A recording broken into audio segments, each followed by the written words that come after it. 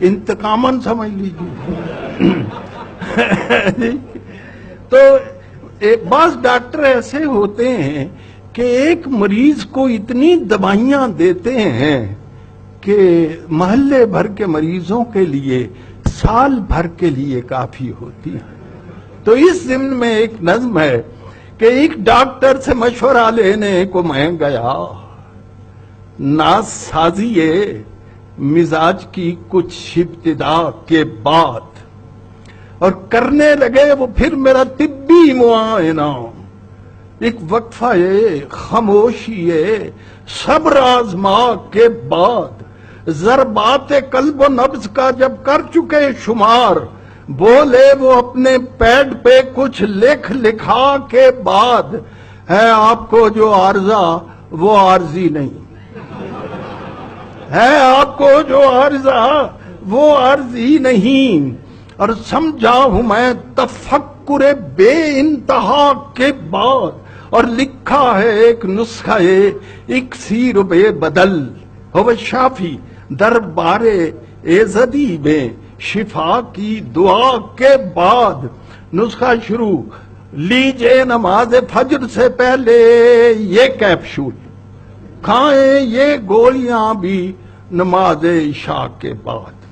Syrup کی ایک dose بھی لیجئے نہار منہ، پھر ٹیبلٹ یہ کھائیے پہلی غذا کے بعد،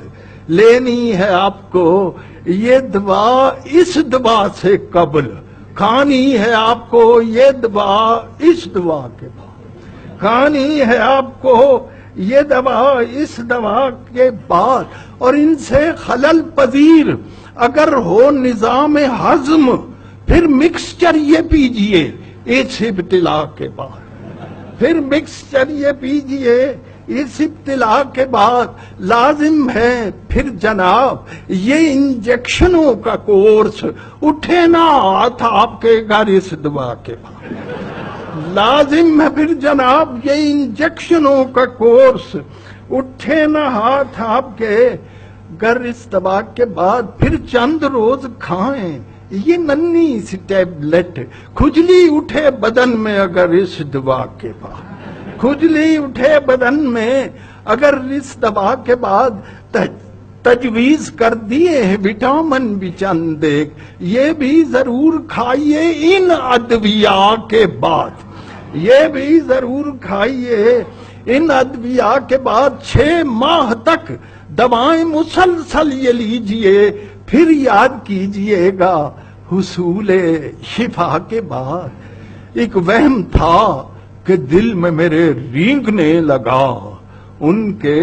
بیان نسخہ صحت فضا کے بعد،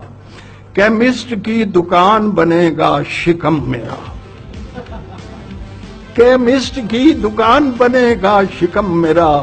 ترسیل ادویات کی اس انتہا کے بعد، میں نے کہا کہ آپ مجھے پھر ملیں گے کب، روزے جزا سے قبل کے روزے جزا کے بعد۔